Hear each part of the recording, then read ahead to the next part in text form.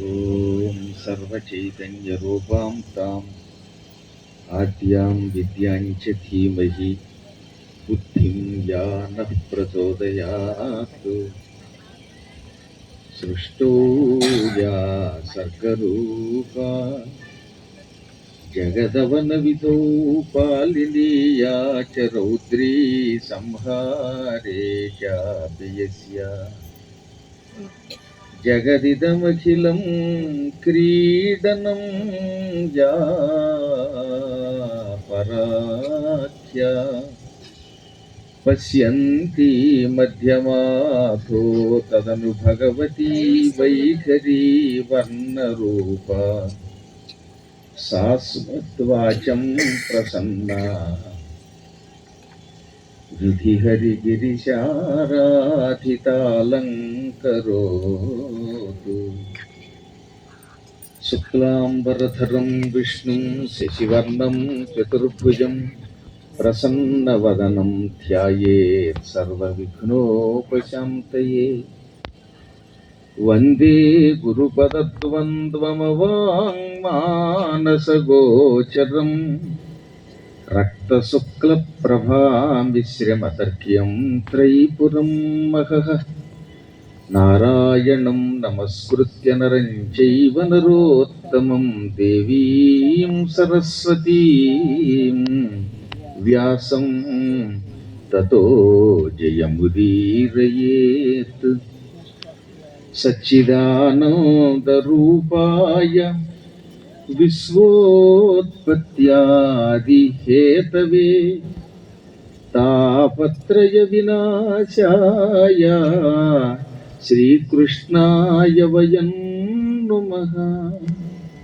ఓం క్లీం కృష్ణాయ గోవిందాయ గోపీజనవల్లభాయ నమః. జై శ్రీరామ్. చాలా కాలం క్రితం కర్నూలులో ఒక 2 రోజులు ఒకరోజు ప్రవచనానికి వచ్చాను. ఏదో అప్పుడప్పుడు వచ్చినప్పుడు మన కళ్ళేపల్లి వేణుగోపాల్ గారి దగ్గరికి, డాక్టర్ వేణుగోపాల్ గారు ఆయన సతీమణి వీరాదేవి గారి ఇంటికో, ఇక్కడ ఉన్నటువంటి ఈ భరత్ ఇంటికో అలా అహోబలం వెడుతూ అడుగు పెట్టేవాడిని తప్ప భాగవత్ సప్తాహం చేయటం ఇదే ప్రథమం. అందున ఈ భాగవత్ సప్తాహంలో ఓ శుభప్రదమైన ప్రకటన కూడా. మా ప్రణవపీఠానికి గుడి బడి అని ఒక ప్రత్యేకమైన బ్యాచ్ ఉన్నది. దాదాపు అన్ని ప్రాంతాల్లో, ఆఖరికి అమెరికాలో కూడా ఈ సభ్యులు ఉన్నారు. వీళ్ళు నెలకొకసారి శిథిలమైపోయిన ఆలయాలకు వెళ్ళి వాటిని బాగు చేసి మళ్ళీ సొంత ఖర్చులతో వాళ్ళ భోజనాలు కూడా వాళ్లే తెచ్చుకొని వాళ్ళ భోజనాలు వాళ్లే తిని ఆ కార్యక్రమాన్ని పూర్తి చేస్తున్నారు. శిథిలాలయాలన్నీ బాగు చేస్తున్నారు. పండరీపురం ఆలయం బాగు చేయడానికి కాంట్రాక్టర్ 10 లక్షలు అడిగితే మన గుడిబడి వాళ్ళు పొద్దుటూరు, కడప, కర్నూలు, తిరుపతి, బెంగుళూరు ఇలా అన్ని ప్రాంతాల నుంచి, హైదరాబాద్ నుంచి వెళ్ళి ఉదయం నుంచి సాయంకాలం నాటికి మొత్తం శుభ్రం చేస్తే ఆ పండరీపురం ఆలయం వాళ్ళు ఎంతో ఆనందపడిపోయి పీఠానికి ఉత్తరం రాశారు. ఆలయం పైన మొక్కలు కూడా మొలిచాయి, అవి కూడా పీకారు పైకెక్కి. ఇంత సేవ చేస్తున్న ఈ గుడిబడి సభ్యులకి గురువుగారు ఆశీస్సులు తప్ప ఏమివ్వగలుగుతారు? వీళ్ళంతా గుర్తుపెట్టుకోవాల్సింది ఏంటంటే, వెంకటేష్ గారు చెప్పినట్టుగా శిథిలాలయాలకి పునర్నిర్మాణానికి మీరు కూరుకుంటే 75% వారు ఇస్తున్నారు కనుక ఆలయాలన్నీ అద్భుతంగా తయారవుతాయి. ప్రాచీన ఆలయాలను ఉద్ధరించటం భూప్రదక్షిణ చెయ్యడంతో సమానం. అసలు సహజంగానే ఆలయం కట్టడం చాలా గొప్పది. దేవీ భాగవతంలో 9వ స్కంధంలో ఏమన్నారు? యస్మయి కస్మయీచ దేవాయ యో దదాతి గృహన్నరః స తత్ర లోకే వసతి రేణుమానాబ్దమేవచ. ఏదైనా ఒక దేవాలయం నిర్మించారు అనుకుందాం. ఒక ఆయన ఓ విష్ణు ఆలయమో శివాలయమో నిర్మించాడు. ఓ ఆలయం కట్టాలంటే ముందు ఏం చేయాలి? ఆకరువు గోతులు తీయాలి. గోతులు తీస్తున్నప్పుడు ధూళి కణాలు బయటకు వస్తాయి, డస్ట్ పార్టికల్స్. ఇవి ఎవడన్నా లెక్క పెట్టగలడా? ఒకవేళ లెక్క పెట్టగలిగితే లెక్క పెట్టండి, అదో పక్కన పెట్టండి. ఈ పిల్లర్స్ వేయడానికి ఎన్ని ఎన్ని ఇసుక లారీలు అవసరం అవుతాయి చెప్పలేం. స్లాబ్ పోయడానికి కానీ, గోతుల్లో స్తంభాలు వేయడానికి కానీ చాలా ఇసుక అవసరం అవుతుంది. ఈ ఇసుక రేణువులు లెక్క పెట్టండి. తవ్వుతున్నప్పుడు వచ్చే ధూళి కణాలు, అందులో వాడి ఇసుక రేణువులు కలిపితే ఎన్నుంటాయో అన్ని సంవత్సరముల దేవలోకంలో ఉంటాడు అని వేదవ్యాసుల వారు దేవి భాగవతంలో చెప్పారు. స తత్ర లోకే వసతి, ఆ లోకంలో ఉంటాడు. రేణుమానాబ్దమేవచ, ఆ రేణువులు ఎన్నున్నాయో అన్నేళ్ళు ఉంటాడట. కానీ దాన్ని ఎవడు లెక్క పెట్టలేడు. అనంతం, ఇన్ఫైనైట్. అంత మహాపుణ్యం ఒక్క ఆలయ నిర్మాణంలో వస్తుందంటే, జీర్ణాలయాన్ని ఉద్ధరిస్తే దానికి 100 రెట్లు ఫలితం వస్తుంది. ఆ పని చెయ్యండి, తప్పనిసరిగా శుభం కలుగుతుంది. సాధారణంగా ఎక్కడైనా పిల్లల పేరు మీదుగా ఏదో కార్యక్రమాలు చేస్తారు. కానీ కిరణ్మయి గారు, హరికృష్ణ గారు, వారి అబ్బాయి హృషికేశుడి పేరు మీదుగా హృషికేశుడి కథ చెప్పిస్తున్నారు. కృష్ణుడికి హృషికేశుడు అని పేరు. హృషీకము అంటే ఇంద్రియము, కళ్ళు, ముక్కులు, చెవులు, నాలుక, చర్మం, ఈ 5ంటిని జ్ఞానేంద్రియాలు అంటారు. ఇంకా మాట్లాడే మాట వాక్కు, నడిచే కాళ్ళు, పనులు చేసే చేతులు, మలమూత్ర ద్వారాలు, ఈ 5ంటిని కర్మేంద్రియాలు అంటారు. ఈ జ్ఞానేంద్రియాలు కర్మేంద్రియాలని కలిపి సంస్కృతంలో హృషీక అంటారు. ఈశః అంటే అధిపతి, హృషికేశ అంటే ఇంద్రియములకు అధిపతి. ఇంద్రియాలను అదుపులో పెట్టి ఒక గొప్ప భగవంతుడు, ఆయన చరిత్రే భాగవతం. ఆ భాగవతాన్ని వారి అబ్బాయికి అంకితం చేస్తూ ఈ కథ ఈ రోజు నుంచి సప్తాహ దీక్షతో మొదలు పెడుతున్నాం. ఓ పక్కన పొద్దుట 5గురు పారాయణ చేస్తున్నారు. 18,000 శ్లోకాలు. శ్రీమద్ భాగవతం మామూలుది కాదు. కిరణ్మయి గారు చెప్పారు, వారి అబ్బాయి నా పురాణం రెగ్యులర్గా వినేవాటి యూట్యూబ్లో. ఈ గురువు గారి పురాణం ఒక్కసారైనా చెప్పించాలి మన ఊళ్ళోని కోరేట చాలా కాలం క్రితం.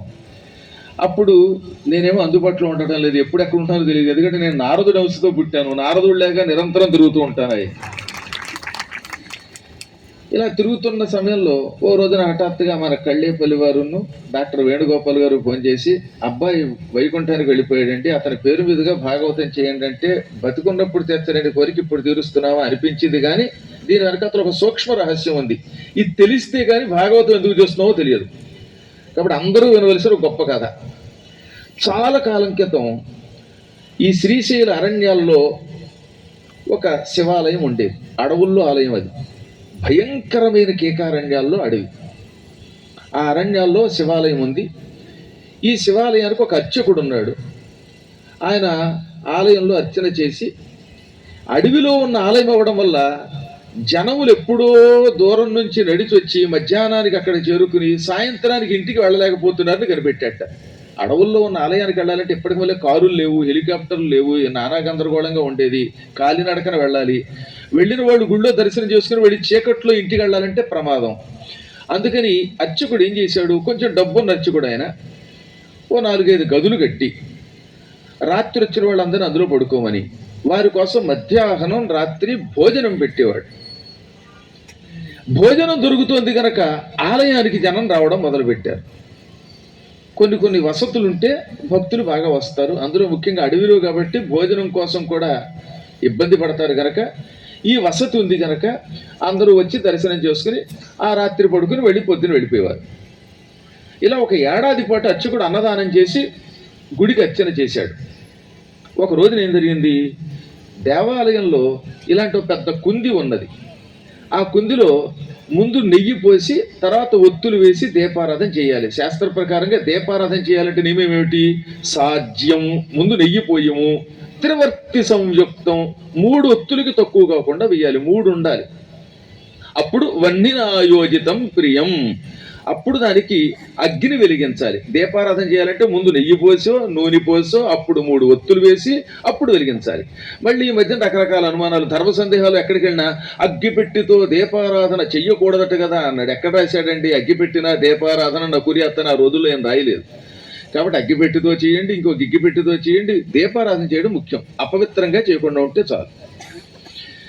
ఆ దీపారాధన చేసేటప్పుడు ఒక రోజు నేనేం చేశాడని చెప్పాను, నూనె నెయ్యి బదులుగా పొరపాటున రాగి చెంబులో ఉన్న నీళ్లు పోసేశాడు. నీళ్లలో ఒత్తులు వేశాడు. ఆ తర్వాత అగ్ని ముట్టించాడు. దీపం వెలిగింది. వెలిగించాక చూస్తే వాళ్ళ ఆవిడంది, ఏమండి నీళ్లు పోసారండి నెయ్యి బదులంది. ఆయనకు ఆశ్చర్యం కలిగింది.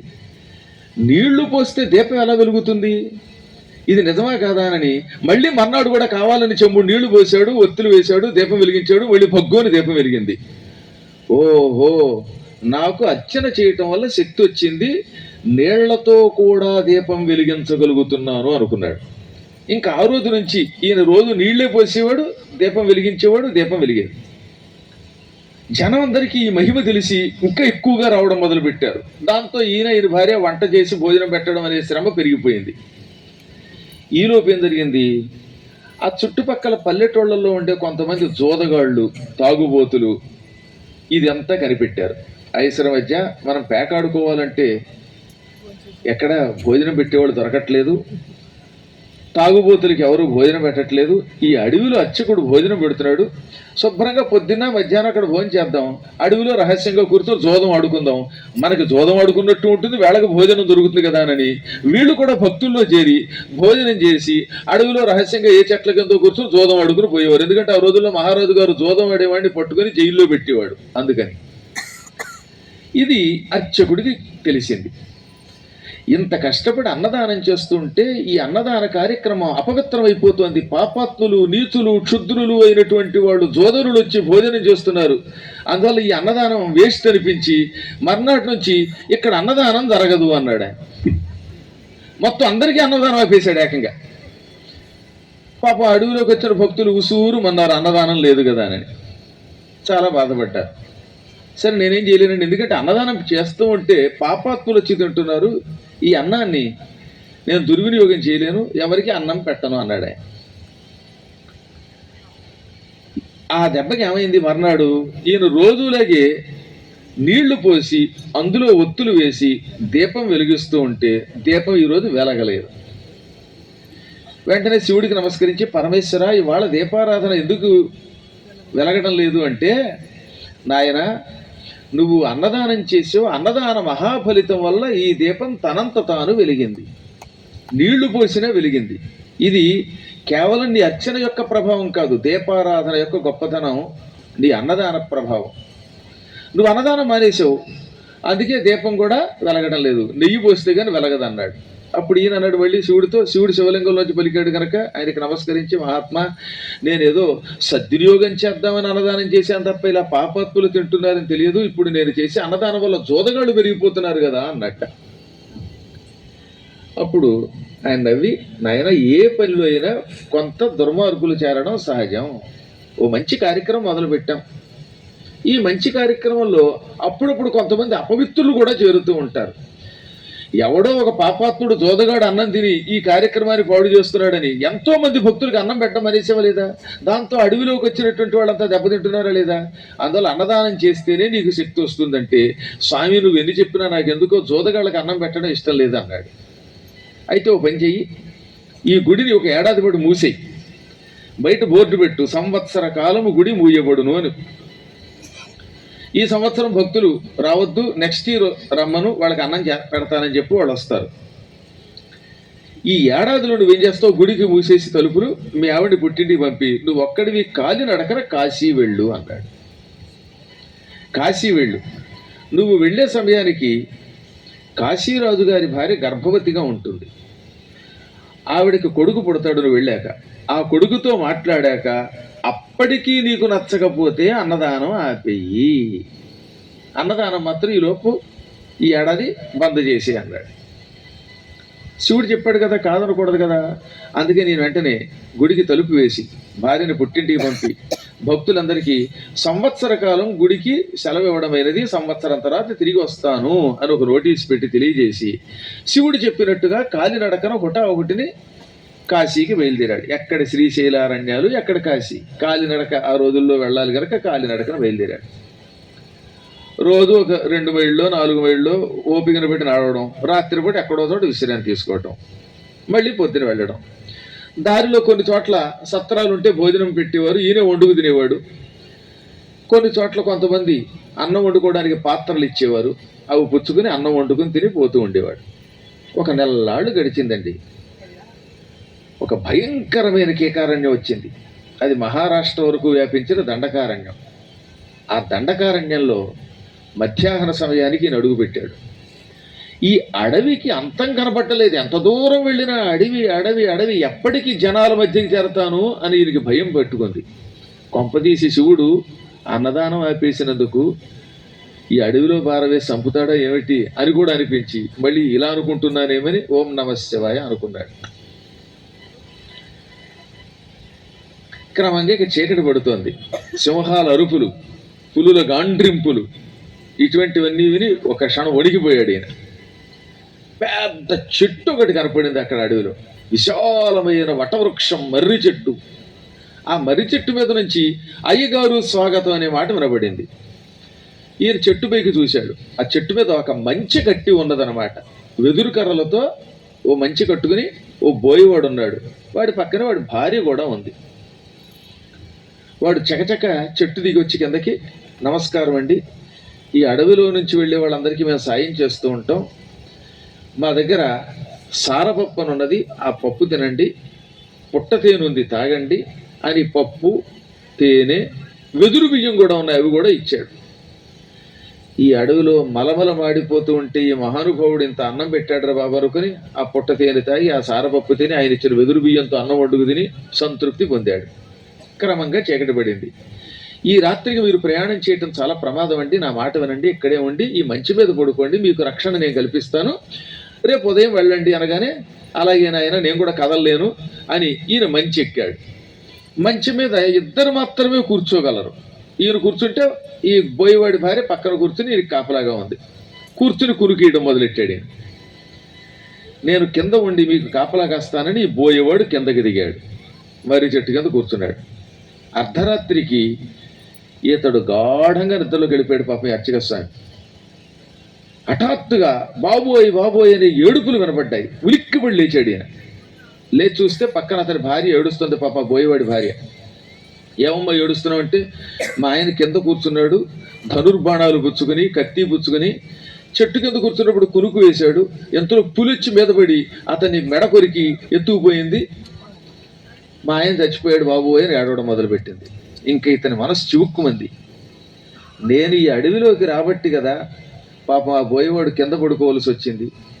నా కోసం మంచి మీద ఆసనం ఇచ్చి తాను కింద కూర్చున్నాడు, అతని ప్రాణం తీసిన దుర్మార్గుడు అయ్యాను, వాళ్ళ ఆవిడికి వైద్యం కలిగించాను అని బాధపడుతూ ఉంటే అంత ఏడుపులో కూడా ఆవిడ ఏమందంటే, ఏమండి మా ఆయన చచ్చిపోతూ పులి రోట్లో పడి ప్రాణం విడిచిపెడుతూ నాతోటి ఓ సందేశం చెప్పాడు, పైన పడుకున్న అయ్యగారిని ఏమైనా సరే రేపు ఊరు దాటించు, ఈ అడవి దాటించి ఎక్కడైనా ఒక ఊళ్ళో చేర్చు అన్నాడు.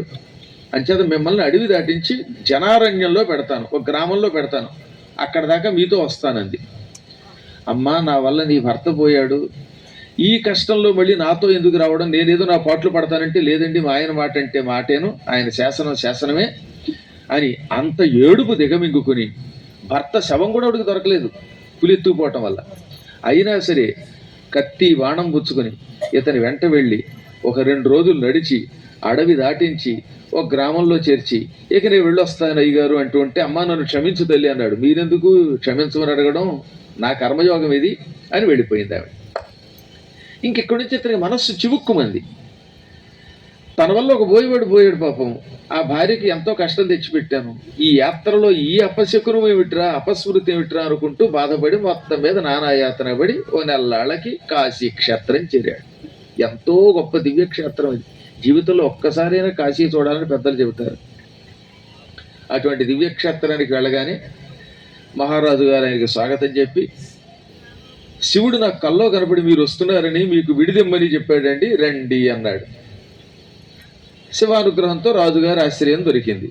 హాయిగా మణికర్ణికలో స్నానం చేసి డుంటి విఘ్నేశ్వరుణ్ణి, అన్నపూర్ణాదేవిని, విశ్వేశ్వరుణ్ణి, విశాలాక్షిని, బిందుమాధవుణ్ణి, కాలభైరవుణ్ణి అందరినీ చూసుకుని అక్కడ ఉండిపోయాడు.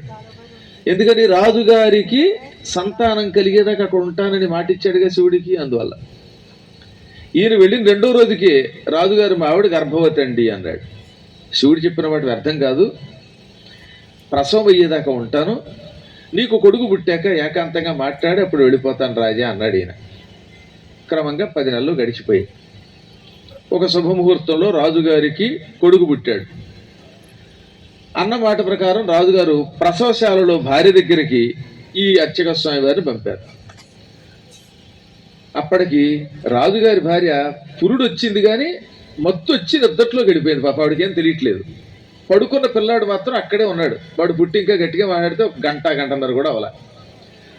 రెండు అయ్యేవారు స్వాగతం అన్నాడు ఆ కుర్రాడు. ఈ అర్చకుడికి మతిపోయింది. ఇంత పిల్లవాడివి పుట్టి పుట్టగానే మాట్లాడుతున్నావు నాయనా, నీకు నేను పరిచయం ఉన్నానా, అసలు నా పేరు ఎలా తెలిసింది, నన్ను పిలుస్తున్నావు, పైగా బాలుడు ఎలా మాట్లాడుతున్నావు అంటే అప్పుడే నన్ను మర్చిపోయారండి, అడవిలో మీకు అన్నం పెట్టిన పోయేవాడిని నేనేనండి అన్నాడు.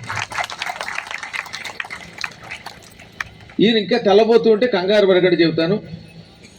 అడవిలో ఆకలితో వచ్చిన మీకు ఇంత అన్నం పెట్టాను. ఆ తర్వాత ఏమైంది, పుణ్యం పెరిగిపోయింది. ఇంకా నాకు ఆ బోయవాడి జన్మతో అడవిలో ఉండవలసిన అవసరం లేకపోయింది. అందుకే శివుడు పులిని పంపించాడు. ఆ పులి నన్ను తిన్నది. తినగానే నా ప్రాణం కైలాసానికి వెళ్ళిపోయి ఆ కైలాసంలో ఒక్క క్షణం శివదర్శనం చేసుకున్నది. తక్షణం ఆ తర్వాత కాశీరాజు గారి భార్యామణి యొక్క గర్భంలో ప్రవేశించాను. ఒక్క పూట మీలాంటి పుణ్యాత్మునికి గుడిలో అర్చన చేసే పుణ్యాత్ముడికి అడవిలో ఆకలితో ఉన్నప్పుడు అన్నం పెట్టిన మహాపుణ్యంతో కాశీరాజు గారి కొడుకునై పుట్టారు.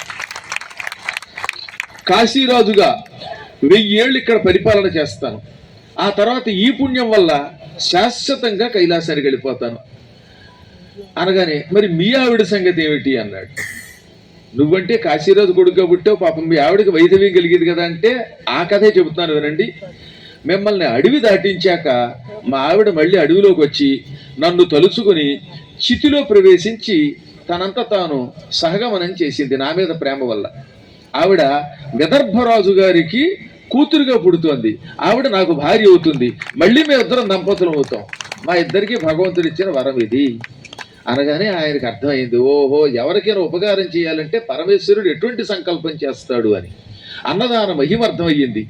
ఇంకా మారు మాట్లాడకుండా రాజుగారి దగ్గర సెలవు తీసుకుని తిరిగి నగరానికి వచ్చేసాడు. అక్కడి నుంచి అడవిలో ఉన్న ఆలయానికి వెళ్ళాడు, గుడి తీశాడు, మళ్ళీ అన్నదానం ప్రారంభించి యావజ్జీవితం అర్చన చేసి తరించాడు. ఈ కథ లింగ పురాణములో వేదవ్యాసుల వారు మనకు అందించిన ఒక అపూర్వమైన దివ్య కథ. కాబట్టి 16.5 సంవత్సరములకే హృషికేశిరెడ్డి శరీరం విడిచిపెట్టాడని మనకి తల్లిదండ్రులకి మనకి దుఃఖం కలుగుతున్నా అతడు కారణ జన్ముడు గనక అంత ఉత్తమ గతులకు వెళ్ళడం కోసం భగవంతుడిచ్చిన ఒక వరం ఇది. నిజమే, తల్లికి తండ్రికి బాధ లేకుండా ఎలా ఉంటుందండి? అలా లేకపోతే వాళ్ళు తల్లిదండ్రులే కాదు. కానీ పరమేశ్వర సంకల్పం మరొక రకంగా ఉంది. వాళ్ళకి ఎంతవరకే ఈ మానవ జన్మలో ఈ మానవ శరీరంతో ఉన్న కష్టాలు. అతడు కారణ జన్ముడు కాకపోతే భాగవత సప్తాహం గురువు గారి చేత చేయించాలని ఎందుకంటాడు? ఇవాళ అన్నిటికీ మించి గురువు గారు చెబుతున్నది, అక్కడున్న కృష్ణుడి సాక్షిగా చెబుతున్న ఒక గొప్ప మాట. తెల్లవారుజామున 3 గంటలకి నాకు కల వచ్చింది. రాత్రి వచ్చి పడుకున్నాం వారింట్లోనే అతిథి గృహంలో. అందులో ఒక బాలుడు కనబడ్డాడు. నూతిలో ఒక అమ్మవారు లాంటి ఒక ఆవిడ ఉంది. ఆవిడ చేతిలోకి దూకుతూ ఉంటే ఆవిడ పట్టుకున్నది. వాళ్ళిద్దరూ ఎక్కడికో పెడుతున్నారు. నాకు వెలుగు వచ్చేసింది. ఈ అబ్బాయి ముఖం ఎక్కడా చూడలేదు, కానీ విచిత్రంగా ఉందంటే కాసేపు ఉన్నాక డాక్టర్ గారింటికి తీసుకెడుతున్నప్పుడు, ఆ సత్రానికి శంకర మఠానికి తీసుకెడుతున్నప్పుడు కృష్ణారెడ్డి గారు వారి అబ్బాయి ఫోటో చూపించాడు. ఆ అబ్బాయి చిన్నవాడిగా పసిపిల్లవాడి ముఖంతో కనబడ్డాడు ఆ నూతిలోకి దూకుతూ. అంటే ఈ ఇంట్లో నాకు రుణం తీరింది, నేను దివ్యలోకాలకు పెడుతున్నాను. అమ్మవారిలాగా ఒక ఆవిడ ఇలా చేత్తో పట్టుకుపోతుంది నూతులు దూకుతుంటే. అనగా మృత్యువు పట్టుకున్నప్పటికీ నేను శాశ్వతంగా అమ్మ దగ్గరికి వెడుతున్నాను అని చెప్పినట్టుగా అయింది. ఇలాంటి అనుభూతి చాలా అరుదుగా కలుగుతాయి, ఎప్పుడో కానీ కలగదు. కాబట్టి దుఃఖం దిగమింగుకోండి. జ్ఞానం కలిగినటువంటి వాళ్ళు గనక శరీరం విడిచిపెట్టడం ఎవరికైనా తప్పదు గనక అతనికి ఈ పరమ పవిత్ర భాగవత సప్తాహాన్ని అంకితం చేసి శాశ్వతంగా సద్గతుల్లో ఉండేలాగా మనం కృషి చేద్దాం. ఆ అపూర్వమైనటువంటి అవకాశం మీకు మాత్రమే కలిగింది. అన్నిటికీ మించి 3 ఏళ్లుగా అడిగిన వాళ్ళకి భాగవతం చెప్పడానికి అవకాశం కుదరలేదు గురువు గారికి. కానీ వారు అడగగానే ఆ నాగోల్లో ఉన్న పద్మపురాణం క్యాన్సిల్ చేసేసి వారి దగ్గరికి వెడదామని అనగానే వాళ్ళు ఒప్పుకున్నారు. ఇక్కడికి రాగలిగాం.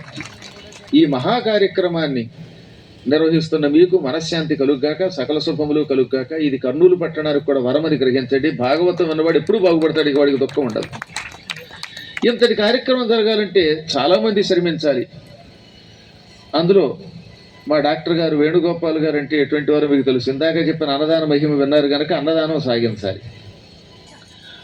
నిరంతరం అఖిల భారతీయ సత్రానికి ఆయన కార్యదర్శిగా, ఆయనతో పాటు టీం అంతా కూడా ఎంతో అద్భుతమైన కార్యక్రమం చేస్తుంది. వారు ఇంకా అన్నిటికీ గురువు గారు అంటే ప్రాణం పెట్టే కళ్ళేపల్లి వేణుగోపాల్ గారు, ఆయనకి గురువు అంటే ఇక మామూలు ప్రాణం కాదు. గురువు గారి కోసం దుబాయ్ కూడా వచ్చి అక్కడ సప్తాహం చేయించి వచ్చారు. ఆయనకి ఇక మా గుడిబడి సభ్యులు అంటే గురువు గారికి దత్తత తీయబడినటువంటి, దత్తత సేకరింపబడినటువంటి పిల్లలే, ఇంకా వాళ్ళకి తిరుగులేదు. వీళ్ళందరికీ అనేక మంగళాశాసనాలు. మరొక్కసారి ఆ హృషికేశునికి సద్గతులు కలుగ్గా కానీ మంగళాశాసనం చేద్దాం. శ్రీమద్ భాగవతం సప్తాహ దీక్షతో పారాయణ చేయటం అంటే మామూలు యజ్ఞం కాదండోయ్. తథా న గంగా నగయా న కాశీ నైమిషన్నో మథురా న పుష్కరం పునాతి సద్యో బదరీవనన్నో.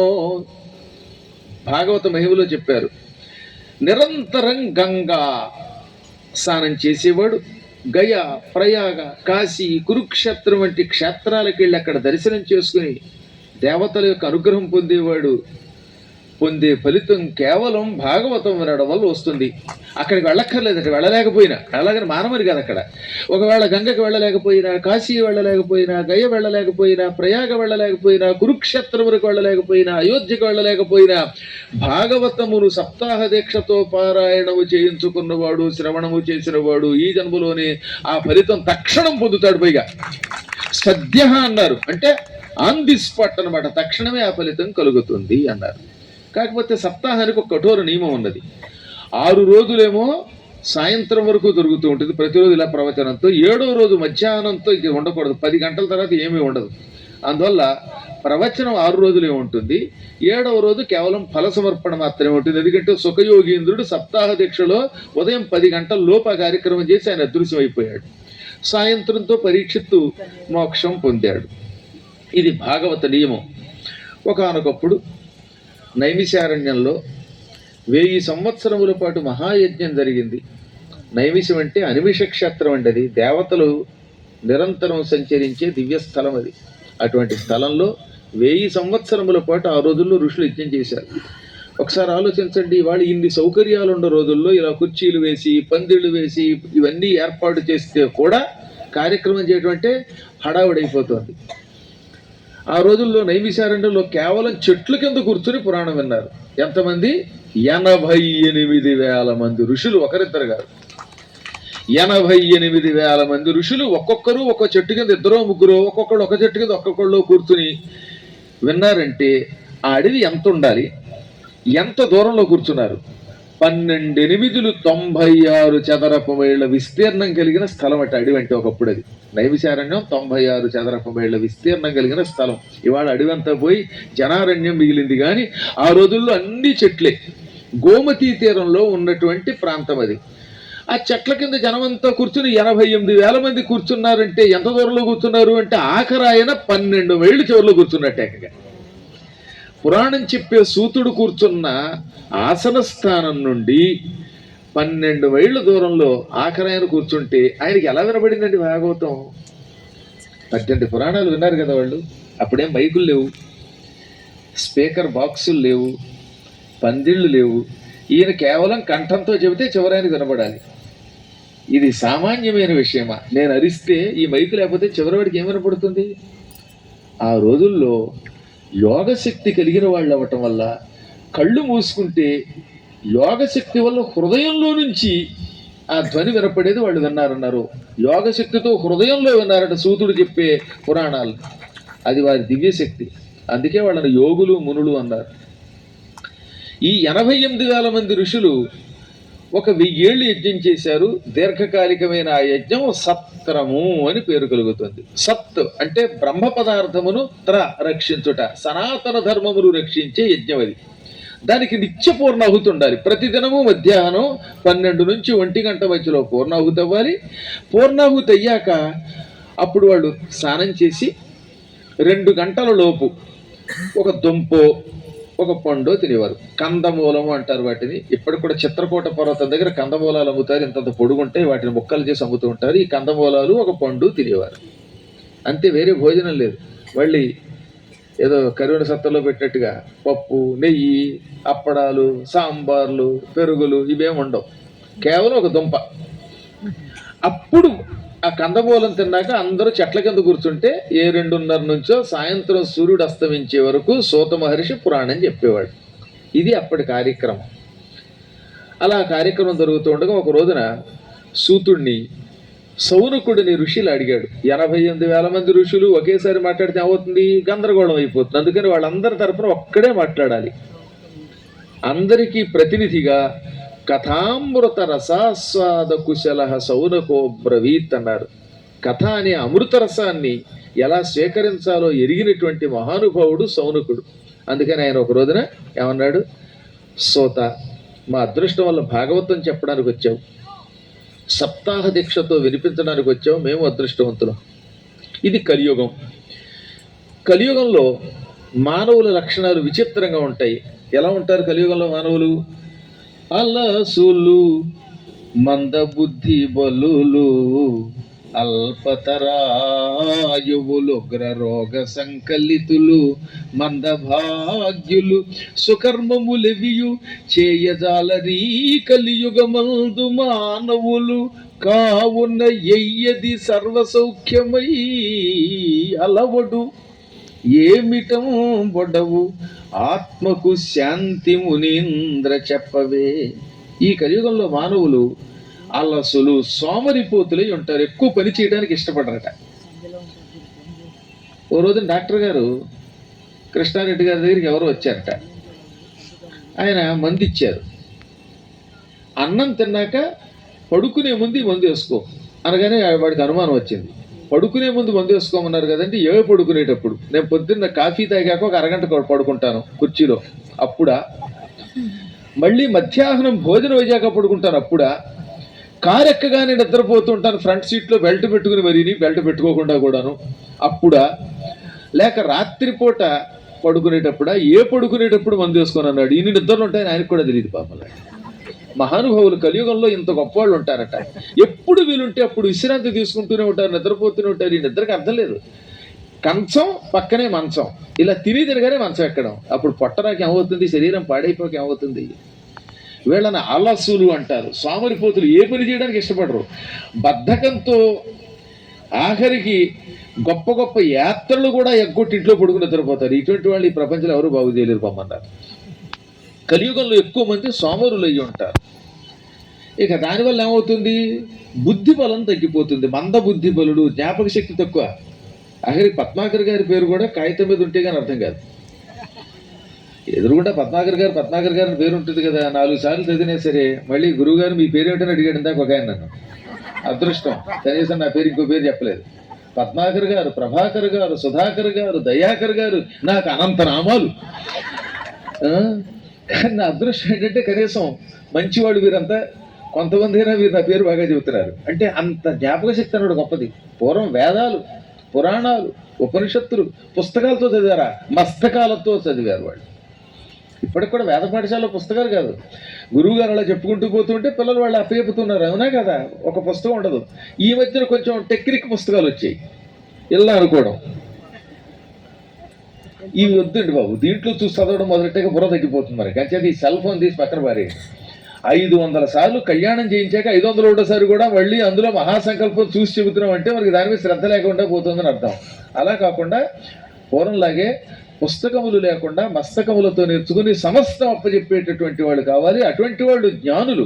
ఇప్పుడు కలియుగంలో బుద్ధి బలం తగ్గిపోతూ ఉంటుంది. మంద బుద్ధి బలులు. ఆయువు తగ్గిపోయింది. పూర్వంలో 100 ఏళ్ళు, 125 ఏళ్ళు, 200 ఏళ్ళు ఎక్కడ బతుకుతున్నారు? 60 ఏళ్ళకి, 70 ఏళ్ళకి గుటుక్కుమంటున్నాం.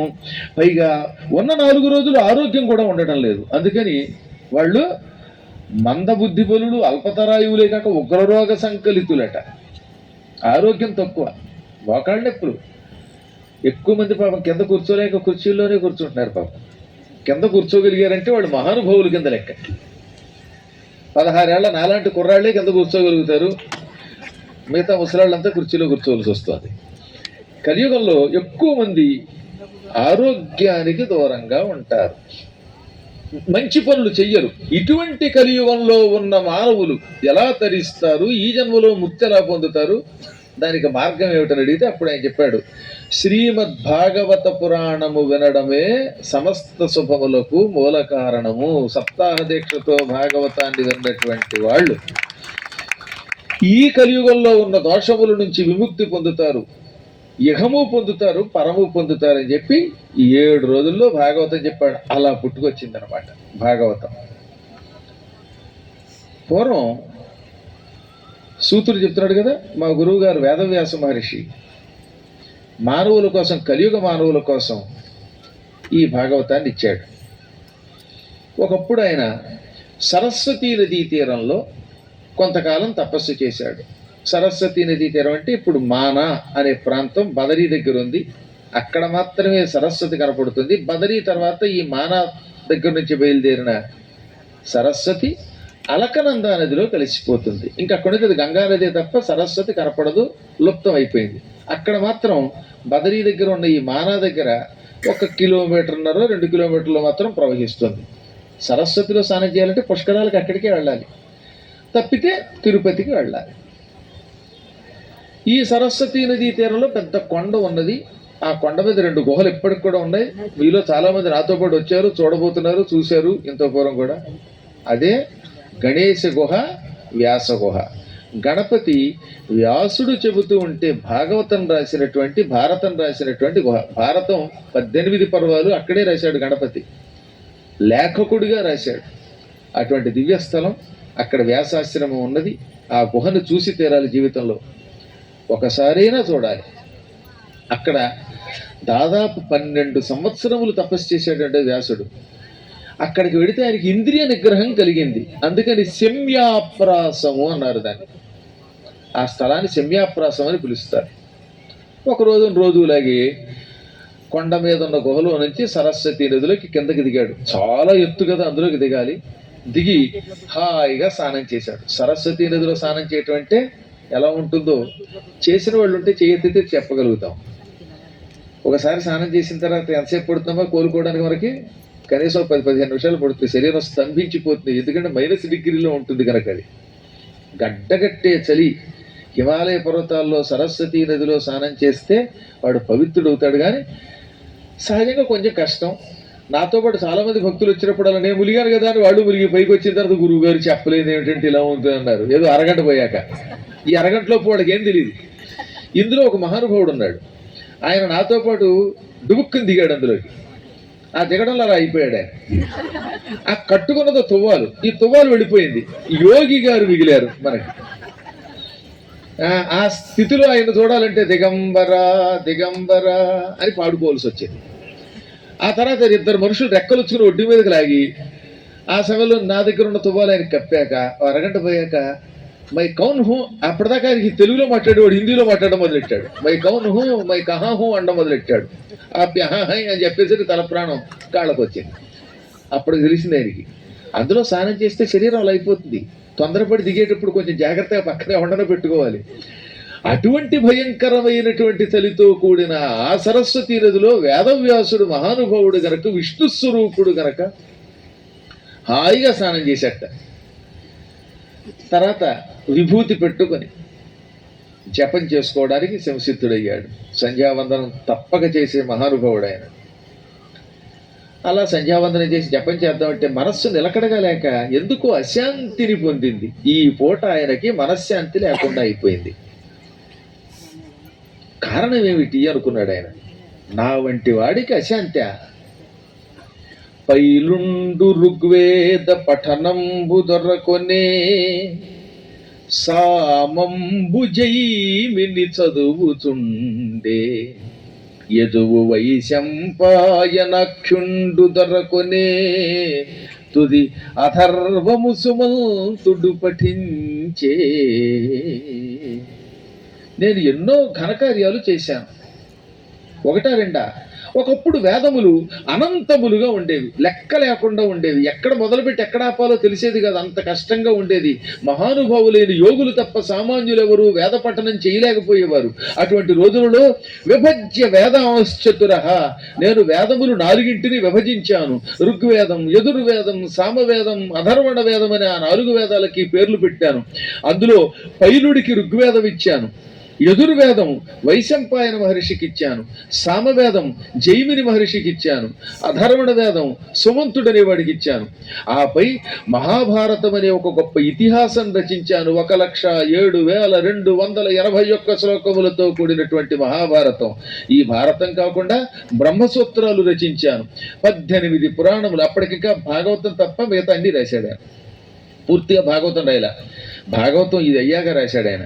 మత్స్య మార్కండేయ భవిష్య భాగవతం ఆగింది, అది లేదు. కానీ బ్రహ్మాండ బ్రహ్మవైవర్త వరాహ వామన శివ విష్ణు అగ్ని నారద పద్మ లింగ గరుడ కూర్మస్కాంద పురాణములనే 18 పురాణములు రాశాడు ఆయన. ఇన్ని పురాణములలో ఆనాటికి ఆయన అనుకుంటున్నప్పటికీ 17 పురాణములు, ఒక ఇతిహాసం, బ్రహ్మసూత్రములు ఇవి రాయడం కాక 4 వేదాలు విభజించానే, ఇంతమందికి అందించానే, అయినా నాకు మనశ్శాంతి లేకపోవడం ఏమిటి, అశాంతి ఎందుకు కలుగుతున్నది అనుకుంటూ ఉండగా ఈ అశాంతి తొలగించడానికి నారద మహర్షి అక్కడికి వచ్చాడు. నారదుడికి ఎవరికైనా కష్టం ఉంటే తొలగించాలనే కోరిక ఎక్కువ. ఆయన గురువు, మహానుభావుడు. ఆయన ఈ సినిమావుడు పాడు చేశారు కానీ ఆయన పరమపూజ్యుడు. అటువంటి భాగవతోత్తముడు ఎక్కడా లేడు. ఆయన హిరణ్య కశిపుడి దగ్గరికి వెడతాడు, విష్ణువు దగ్గరికి వెడతాడు, రావణుడి దగ్గరికి వెడతాడు, రాముడి దగ్గరికి వెడతాడు, కర్నూలు రాగలుగుతాడు, కడప వెళ్ళగలుగుతాడు, దర్గా దగ్గరికి వెళ్ళి వాళ్ళని పలకరిస్తాడు, మీ దగ్గరికి వచ్చి మిమ్మల్ని పలకరించగలుగుతాడు. ఏమి లేవులేండి, ఆయన మహానుభావుడు అన్నారు. అందుకే ఆయన లేని చోటు అంటూ ఉండదు.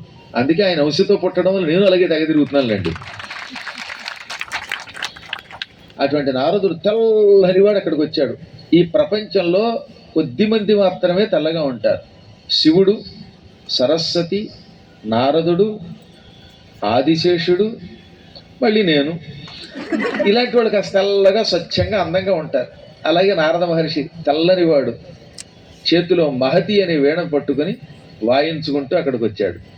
ఆయనకి జటాజూటాలు ఉన్నాయి. ఆ జటాజూటాలు ఎర్రగా ఉన్నాయి, తామ్రవర్ణంలో ఉన్నాయి. చెట్టుకి అప్పుడే చిగురుటాకులు పుడితే ఎలా ఉంటుందో అలా ఉన్నాయట తల వెంట్రుకలు. అందుకే ఆయన్ని మోక్షమిచ్చే కల్పవృక్షం అన్నారు. ఆయన ఒక కల్పవృక్షం అయితే ఆ కల్పవృక్షములకు వచ్చేటటువంటి చిగురుటాకుల్లాగా వెంట్రుకలు ఎర్రగా కనపడుతున్నాయి. ఇంకా ఆయన నోరు విప్పితే హరినామం తప్ప మరి ఏ పాట పాడ్డాయన. ఎప్పుడు చూసినా ఓం నమో నారాయణాయ, ఓం నమో నారాయణాయ, ఓం నమో నారాయణాయ అంటూ నిరంతరం నారాయణ స్మరణమే చేస్తూ నారాయణుని మీదే పాటలు పాడతాడు ఆయన. ఆ మహాత్ముడు రాగానే లేచి సంభ్రమంతో నిలబడి జింక చర్మం ఆసనంగా ఇచ్చి కూర్చోబెట్టి కాళ్ళు కడగడానికి నీళ్ళిచ్చి, తాగడానికి నీళ్ళిచ్చి, అర్ఘ్యం పాద్యం అంటారు వాటిని, అవి ఇచ్చాడు. చేతులు కడుక్కోవడానికి ఇచ్చేది అర్ఘ్యం. అందులో చేతుల్లో ఆచమనం పోయటానికి వీలుగా కడుక్కోవడానికి ఇచ్చేది అర్ఘ్యం. పాదములు కడుక్కోవడానికి ఇచ్చేది పాద్యం. తాగడానికి ఇచ్చేది ఆచమన జలం. ఇవన్నీ ఇచ్చాక సేవ చేసి ఆయన అనుమతితో అప్పుడు ఎదురుగా కూర్చున్నాడు. ఎప్పుడు ఎదురుగుండా, గురువు గారికి ఎదురుగుండా ఇలా కూర్చుని పురాణం వినాలి. ఈ పక్కలు కాకుండా, అంటే మీరు కూర్చున్నట్టు అనమాట. కొంతమంది ఈ పక్కనే కూర్చుంటారే, వాళ్ళు కేవలం పారాయణ చేసేవాళ్ళు కానీ, లేక పక్క వాద్యగాళ్ళు అయితే పర్వాలేదు కానీ, మిగతా వాళ్ళు మాత్రం ఎదురుగుండా కూర్చుని ఇలా వినాలన్నమాట. పురాణం అది ఒక నియమం. మేము ఇంట్లో కూర్చుని రహస్యంగా విన్నామంటే దానివల్ల కూడా ఫలితం ఉందండి. ఎక్కడి నుంచి ఉన్నా పుణ్యమే. కాకపోతే ఎదురుగుండా కూర్చున్నప్పుడు వచ్చే పుణ్యం అది సంపూర్ణ ఫలం ఇస్తుంది. కాబట్టి రేపటి నుంచి నాకు ప్రాక్టీస్ ఉందండి, ఇంట్లో కూర్చుని అక్కడి నుంచి ఫోన్లో వింటానండి అంటే అది ఊరికే 10% 25% మాత్రమే ఇస్తుంది. కానీ పూర్తిగా భాగవత మహాఫలం కావాలంటే ఎదురుగుండా కూర్చుని వినాలి. కావాలంటే చూడండి, భాగవతంలో ఉంటుంది. భాగవతంలో పారాయణ విశేషాల్లో ప్రథమ స్కంధం దగ్గర ఉన్నటువంటి పారాయణ విశేషాల్లో ఇచ్చారు. అందుకని గురువు గారికి ఎదురుగుండా కూర్చున్నాడు ఆయన. వ్యాసునికి ఎదురుగుండా నారదుడు, నారదునికి ఎదురుగుండా వ్యాసుడు. నారదుడు జగద్గురువు కదా, అందుకని ఎదురుగుండా కూర్చున్నాడు. వ్యాసుడు ఎదురుగుండా నారదుడున్నా ఇంకా మనస్సులో ఏదో వ్యంగ్యం ఉందిట, పూర్తిగా అశాంతి పోలేదు. అందుకని ముఖభావంగా ఉన్నాడు. అప్పుడు నారదుడు, నేను ఎదురుగుండా ఉన్నా నీ మనస్సు ఎక్కడో ఉన్నట్టుందే, నీ ముఖం చూస్తే చింతాక్రాంతుడవై ఉన్నట్టుగా అనిపిస్తున్నది, ఏదో బాధ నీ మనస్సుని పట్టి తొలచి వేస్తున్నది. నువ్వు సామాన్యుడివా? ధాతవు భారత శృతి విధాతవు, వేద పదార్థ జాల విజ్ఞాతవు, కామ ముఖ్య రిపుషక్క విజేతవు, సర్వధర్మ నిర్ణేతవు, యోగినేతవు, వినీతుడవీవు, చలిల్చి చల్లరే కాతరు కైవడిల్ భగవ కారణమేమి పరాశరాత్మజా. నువ్వు సాక్షాత్తు బ్రహ్మస్వరూపుడివి. బ్రహ్మ లోకాలను సృష్టిస్తే నువ్వు వేదములను విభజించావు గనక అపూర్వమైన మరొక బ్రహ్మవి నీవు. బ్రహ్మగారికి 4 తలకాయలు ఉంటాయి, ఈయన ఒక్క తలకాయ కలిగిన బ్రహ్మట. అందుకే ఆయన ఏమంటారు? అచతుర్వదనో బ్రహ్మ. 4 తలలు లేని బ్రహ్మగారట. ఎవరు? వేదవ్యాసుడు. ద్విబాహురపరోహరిహి. ఆయనకి 4 చేతులు ఉంటాయి విష్ణువుకి, ఈయనకి 2 చేతులే. కేవలం 2 చేతులున్న విష్ణువు ఈయన. అపాల లోచన శంభు. శివుడికి 3 కళ్ళు ఉంటాయి, నుదుట ఒక కన్ను ఉంటుంది, ఆ కన్ను ఈయనకి లేదు. నుదుట 3వ కన్ను లేకపోయినప్పటికీ ఈయన శివుడు. అందుకే భగవాన్ బాదరాయణ. ఆయనే భగవత్ స్వరూపుడైన విష్ణువు యొక్క అవతారమైన వేదవ్యాసుడు. బాదరాయణుడు అని ఆయనకి పేరు. ఎందుకంటే బదరిలో ఉండడం వల్ల బాదరాయణుడు అన్నారు. బదరి అని ఒక స్థలం ఉందని చెప్పాను ఇందాక మీకు. అక్కడ అన్ని రేగు చెట్లు ఉండేవి. రేగు చెట్టుని సంస్కృతంలో బదరి అంటారు. ఆ బదరీ వనంలో తపస్సు చేయటం వల్ల ఆ పేరు మీదుగా బాదరాయణ అంటే బదరీ వనమునకు సంబంధించిన వాడు అనే పేరు వచ్చేసింది ఆయనకి చివరికి. కొన్ని పేర్లు విచిత్రంగా ఉంటాయి. రేగు చెట్ల దగ్గర ఉండడం వల్ల బాదరాయణుడు అయ్యాడు. పార్వతీదేవికి అపర్ణ అని పేరు. అంటే ఒక్క ఆకు కూడా తెల్లదట. పర్ణము అంటే ఆకు. ఆకులు తినకుండా తపస్సు చేయటం వల్ల అపర్ణ అన్నారు ఆవిడ. అపర్ణ అంటే పర్ణాన్యపిన భక్షయతి ఇది అపర్ణ. ఆకులు కూడా తినలేదు. ఇంకొక అర్థం కూడా ఉందండి. అప రుణ అపర్ణ అవుతుంది. అప రుణ ఏమవుతుంది? ఏవో అర్రల్లో అర్ర అవడం వల్ల అపర్ణ అంటే రుణములు లేనిది. అమ్మవారు ఎవరికి రుణం ఉండదట, ఎవరితో రుణానుబంధం లేదు ఆవిడికి, అన్ని రుణాలు తీర్చుకున్నది కనుక అపర్ణ అన్నారు ఆవిడ. అలాగా ఈ బాదరాయణుడు అంత గొప్పవాడు. అటువంటి వాడివి నువ్వు నా ఎదురుగుండా కూర్చుని బాధపడటం చాలా ఆశ్చర్యంగా ఉంది. కారణం ఏమిటి? పిరికివాడివై ఎందుకు ఏడుస్తున్నావు అని అడిగితే నువ్వు అన్నది నిజమేనయ్యా, ఇన్ని ఘనకార్యాలు చేశాను. ఎన్ని ఘనకార్యాలు చేస్తేనే మనశ్శాంతి లేకపోయాక, ఇన్ని గ్రంథములు రాసిన, వేదములు విభజించిన, ఇంతమంది శిష్యులున్నా ఎందుకో మనస్సు అశాంతితో గెజగెజలాడిపోతున్నది, దుఃఖం వస్తున్నది నాకు, అందులోంచి బయటపడలేకపోతున్నాను. నువ్వే దయతో నాకు దుఃఖం లేకుండా చేయమనగానే నేను అందుకేగా వచ్చాను. నీ దుఃఖమునకు గల కారణం నువ్వు అన్ని గ్రంథములు రాసిన శ్రీకృష్ణ పరమాత్మని లీలలు రాయలేదు, అది మూల కారణం. భారతం రాశావు, భారతంలో కృష్ణుడు ప్రధాన పాత్ర ఉంది కాబట్టి ఆయన అడుగు పెట్టడం, భగవద్గీత చెప్పడం ఇవే రాశావు. కానీ కృష్ణుడు పుట్టడం భారతంలో ఉండడు. పాండవులతో కృష్ణుడు డైరెక్ట్గా ద్రౌపదీ స్వయంవరం వరకు కలవడండి. సినిమాలు చూసి నమ్మకండి. సినిమాల్లో లక్క ఇంట్లో పడుకుంటే మత్తు వదలరా అని కృష్ణుడు ఏం పాడలేదు. అది మహానుభావుడు ఘంటసాల వారు పాడారు, అది సినిమా కదా. డైరెక్ట్గా కృష్ణుడు పాండవులతో కలిసింది ఎక్కడ అంటే ద్రౌపదీ స్వయంవరంలో. ద్రౌపదీ స్వయంవరం ఎప్పుడు జరిగింది? లక్క ఇంట్లో తగలబడ్డం అయిపోయాక అడవికి వెళ్ళి హిడింబని పెళ్లి చేసుకుని భీముడు హిడింబాసురుడిని చంపి మళ్ళీ ఏకచక్రపురం వెళ్ళి అక్కడ బకాసురుడిని చంపి అక్కడి నుంచి బయలుదేరి వాళ్ళు ద్రౌపదీ స్వయంవరానికి వెళ్ళారు. స్వయంవరంలో బ్రాహ్మణ వేషంలో ఉన్న వాళ్ళని కృష్ణుడు గుర్తుపెట్టినట్టుగా భారతంలో చెప్పారు. అవిరళ భస్మమధ్యమున అగ్నికణంబుల బోలె బ్రాహ్మణ ప్రవరులలోన ఏర్పడక పాండవులేవురు ఉన్నతూచి యాదవ వృషభుండు కృష్ణుడు ముదంబున వారలగాంచి పార్థుడి యువతి పరిగ్రహింతుననియున్ తలచన్ హృదయంబులోపలన్ అని నన్నయ్య గారు భారతంలో ఆదిపరంలో రాశారు. పాండవులు చచ్చిపోయారు, పుట్టాక ఇప్పటివరకు చూడలేదు అని పాపం బలరాముడు బాధపడుతూ అంటే కృష్ణుడు స్వయంవరానికి తీసుకెళ్ళి అదిగో 5గురు కూర్చున్నారు అక్కడ. ఆ 5 పాండవులు. నేను వాళ్ళని చూడగానే కనిపెట్టాను. బ్రాహ్మణ వేషంలో మారు వేషాల్లో ఉన్నారు. అర్జునుడు ఈ మత్స్యంత్రం కొడతాడు, ద్రౌపదిని పరిగ్రహిస్తాడు. మొదటిసారిగా పాండవుల్ని మనం చూస్తున్నాం అనగానే ఈ రోజు ఎంత మంచి రోజు అంటాడు బలరాముడు. అంటే అప్పటిదాకా పాండవులు వాడు చూడలేదు. ఇలాంటి కల్పితాలు చాలా వస్తూ ఉంటాయి. అలాగే అందుకని ఏం చెప్పాడనమాట ఇక్కడ నారదుడు, మహాభారతం రాస్తున్నప్పుడు పాండవులతో పరిచయం అయ్యాక కృష్ణుడు అక్కడ ప్రవేశించాడు. ఆ తర్వాత వాళ్ళకి సాయం చేశాడు, భగవద్గీత చెప్పాడు. ఇదంతా అందులో కథలో భాగంగా చెప్పావు. కానీ ఎక్కడ శ్రీకృష్ణుడు దేవకీ వసుదేవులకి పుట్టడం, యశోద దగ్గరికి నందుడి దగ్గరికి చేరడం, పోతన వంటి రాక్షస స్త్రీలని వాళ్ళని రాక్షసుల్ని చంపడం, శ్రీకృష్ణుడి పెళ్లి, ఇవేం చెప్పలేదు అక్కడ. ఎన్ని గ్రంథములు రాసినా, ఎన్ని ధర్మములు చెప్పినా, మరెన్ని మంత్రములను లోకానికి అందించిన శ్రీకృష్ణ పరమాత్మని లీలలు రాయనంత కాలం మనశ్శాంతి లభించదు.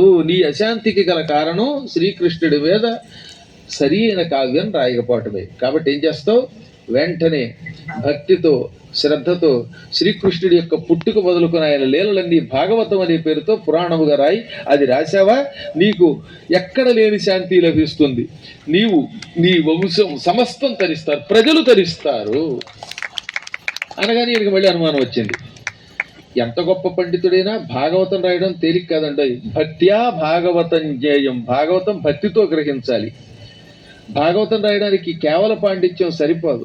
ఒకవేళ అపశబ్దాలు వస్తే, నేను రాస్తున్నప్పుడు తప్పుడు శబ్దాలు వచ్చాయనుకోండి, తప్పులు రాస్తే నాకేమన్నా ప్రమాదమా, బెడిసి కొడుతుందా అనే అనుమానం వ్యాసుడికి కూడా వచ్చింది. ఇటువంటివి మీరు కూడా తెలుసుకోవాలి. ధర్మ సందేహాల్లో నన్ను రెగ్యులర్గా అడిగేవాళ్ళు ఇలాంటి వాళ్ళు ఎక్కువ మంది ఉన్నారు. ఏమండి, మేము లలితా సహస్రనామం చదువుతున్నాం, పొరపాటు ఆ సహస్రనామంలో ఎక్కడన్నా తప్పుగా ఉచ్చరిస్తే బెడిసి కొడుతుందని భయపెడుతున్నారండి అంటారే. ఉట్టి అబద్ధం అది. అమ్మవారు అవ్యాజ కరుణామూర్తి. ఆవిడ పేరే అమ్మ, జగన్మాత, లలిత, కోమల హృదయ. మీరు పొరపాటున శ్రీమాత లేక శ్రీమాత అన్నంత మాత్రం చేత ఏమీ కోపగించదు. అలాగే తప్పులు చదవమని కష్టమా? తెలియక అపశబ్దం పలికిన తల్లి సంతోషించి పోన్లే మా పిల్లలు ఏదో చదివారు అనుకుంటారు. చిన్నపిల్లలు మన దగ్గరికి వచ్చి సరిగ్గా పలకపోతే పిల్లలు కొడుతున్నామో మనం అన్న. ఈ మధ్యన ఒక ఆయన వచ్చాడులేంటి, వాళ్ళ అమ్మ దగ్గరికి వచ్చి అమ్మని బొమ్మ అన్నాడు. అమ్మ అనమంటే బొమ్మ అంటాడు. అందుకని అమ్మకేం కోపం రాలా. మా అబ్బాయి ఎంత బుద్ధిగా పలుకుతున్నాడో, మాటలు రాలేదు, బొమ్మ అన్నాడు, నేను బొమ్మని అని వాడికి ఇంకా ఎక్కువ పాలు ఇచ్చిందిట. మనందరం అమ్మవారికి చిన్నపిల్లలం. చిన్నపిల్లలు తప్పుడు మాటలు మాట్లాడు ముద్దు ముద్దుగా ఏదో రకంగా మాట్లాడుతుంటే నాకు పాలు కావాలనుకున్నా, నాతో పాలు తావాలి అన్నా మనకు ఆనందమే కలుగుతుంది. రామానం అంటే లామా లామా అంటే మా అబ్బాయి ఇప్పుడిప్పుడే మాటలు నేర్చుకుంటూ లామా లామా అంటున్నాడు. ఈ మాటలు ఎంత ముద్దుగా ఉన్నాయో అనుకుంటున్నారో లేదా తల్లులు? మామూలు తల్లే ఇంత ప్రేమగా పిల్లల యొక్క తప్పుడు శబ్దములకు సంతోషిస్తూ ఉంటే అఖిలాండ కోటి బ్రహ్మాండ నాయక జగన్మాత మనం పొరపాటు ఉచ్చరిస్తే ఎందుకు కొడుతుంది? పొరపాటు కూడా కొట్టదు. కాకపోతే ఈ బెడిసి కొట్టడం అంటే ఏమిటి?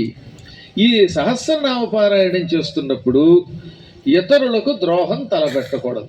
పక్కవాడి కొంప కూలిపోవడం కోసం లలితా సహస్రనామ పారాయణం అహంకరిష్య అన్నప్పుడు నువ్వు తప్పుడు శబ్దం చదివితే నీ కొంప కూలిపోతుంది. అది బెడిసి కొట్టడం అంటే.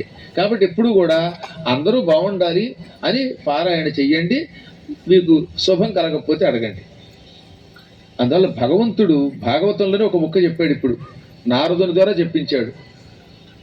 వేదవ్యాసుడు వంటి పండితుడు ఈ ప్రపంచంలో ఉన్నట్టండి. అటువంటి వాడు కూడా అపశబ్దం వస్తుందని భయపడితే ఇంక మనలాంటి వాడు ఏమైపోతాం?